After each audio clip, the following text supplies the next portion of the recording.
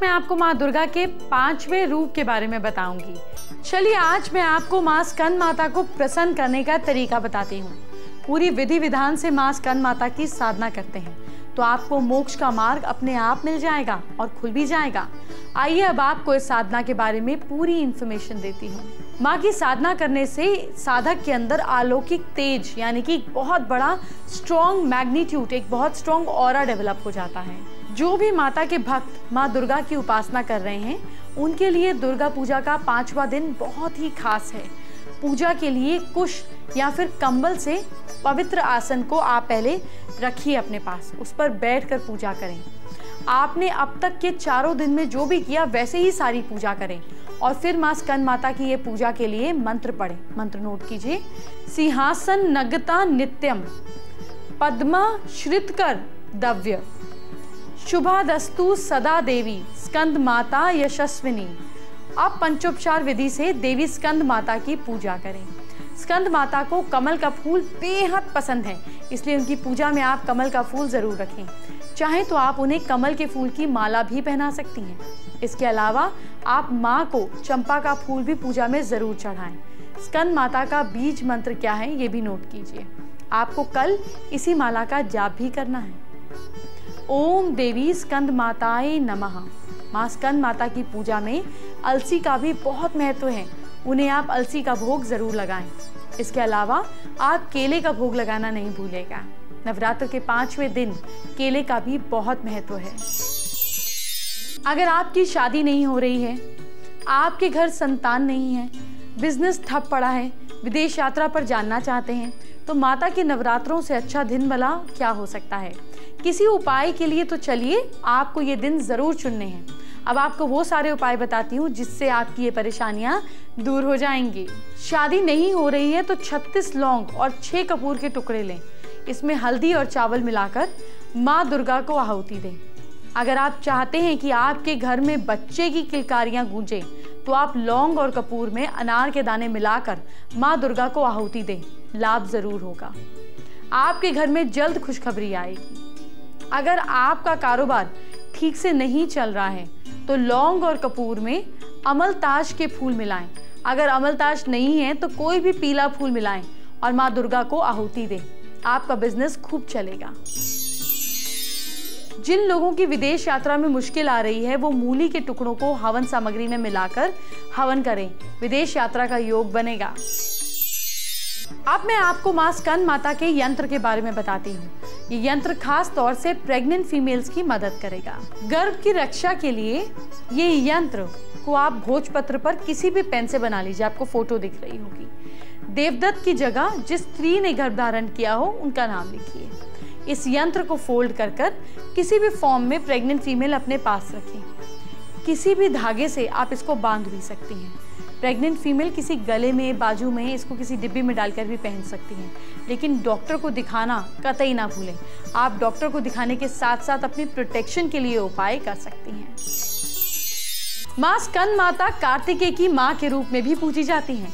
कार्तिकेय शिव पार्वती के बड़े पुत्र हैं। कार्तिकेय की सवारी मोर है जो अहंकार और बुरी इच्छाओं का विनाश करता है।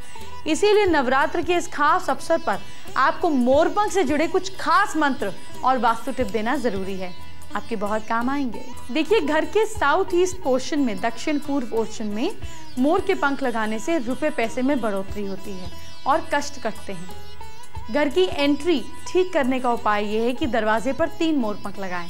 पहले इसे किसी भी अच्छे मंत्र के साथ अभिमंत्रित कर ले। जैसे मंत्र है ओम द्वारपालाय नमः, ओम द्वारपालाय जागराय स्थापाय स्वाहा। ऐसे मंत्र के साथ उसको एनर्जाइज करें।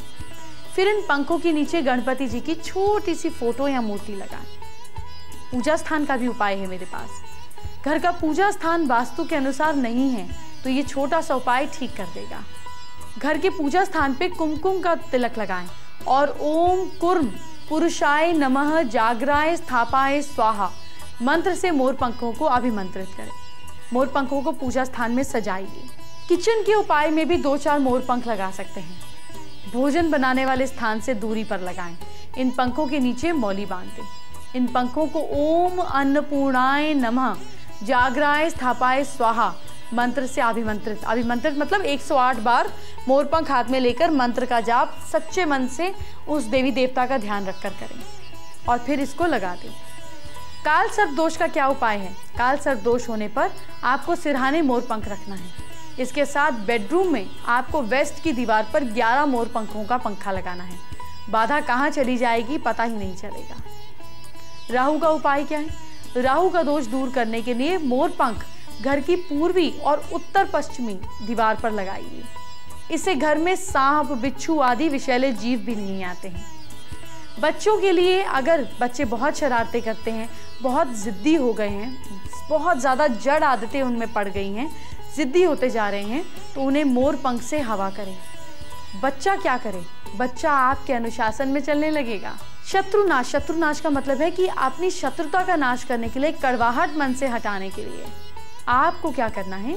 इन चीज़ों को, यहाँ सामने वाला आपके लिए कॉन्स्पिरेसी करता है, इस चीज़ को खत्म करने के लिए आपको हनुमान जी के माथे से सिंदूर लेकर मोरपंख पर उस शत्रु का नाम लिख देना है। ये काम मंगलवार या शनिवार की रात को करें। फिर इस मोरपंख को घर के पूजा घर में स्थान दे दें। सुबह इसको किसी भी सुनसान जगह पर छोड़ाएं। शत्रुता अपने आप खत्म हो जाएगी। ध्यान रहे, मोरपंख से जुड़े सभी उपायों में नेचुरल तरीके से मिले मोरपंखों का ही इस्तेमाल करना चाहिए। मोर को नुकसान कभी ना पहुंचाएं, ये कानूनी तौर से भी सही नहीं है और इस तरीके से भगवान भी प्रसन्न नहीं होते। एस्ट्रो स्पेशल का वक्त हो गया है। चलिए आपको खास इंफॉर्मेशन देती हूँ इस नवरात्रि पर। जिन फीमेल्स को कंसीविंग में प्रॉब्लम आती है, क्योंकि माँ कंसीविंग की देवी भी हैं। कंसीविंग सिर्फ बच्चे की हो सकती है, कंसीविंग आइडियाज़ की हो सकती है, कंसीविंग एक नए काम की हो सकती है।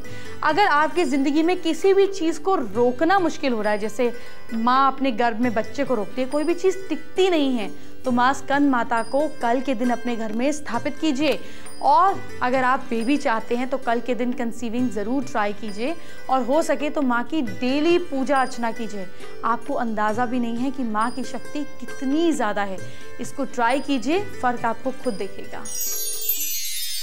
मैंने भगवान कार्तिकेय का नाम लिया जो महादेव की संतान है और इन पर स्कंद माता की कृपा है। दक्षिण भारत में कार्तिकेय की बहुत मान्यता है। वहाँ कार्तिकेय को मुरुगन या फिर अयप्पा नाम से भी जाना जाता है। भगवान कार्तिकेय शक्ति और ऊर्जा के प्रतीक माने जाते हैं। कोर्ट, जमीन, पैसे से समस्या जुड़ी हुई हो तो भगवान कार्तिकेय की आराधना जरूर कीजिए, आपको लाभ जरूर मिलेगा। तो आपको भगवान कार्तिकेय के कुछ मंत्र बता रही हूँ जिससे आपको फायदा होगा। किसी भी कार्य में सफलता प्राप्ति के लिए भगवान कार्तिकेय की इन मंत्रों के द्वारा आराधना करनी चाहिए। आर मुखा ओम मरुग्गा, वेल वेल मरुग्गा मरुग्गा, वाह वाह मरुग्गा मरुग्गा, वादी वेल अगज्जा मरुग्गा, अधियार इलाया मरुग्गा, अगज्जा मरुग्गा, वरुवाई वादी वेल धुने वरुवाई। हर प्रकार के दुखों और कष्टों का नाश करने के लिए भगवान कार्तिकेय का मंत्र है। ओम तत्पुरुषाय विद्महे महासैन्या धीमहि तन्नो स्कंदा प्रचोदयात्।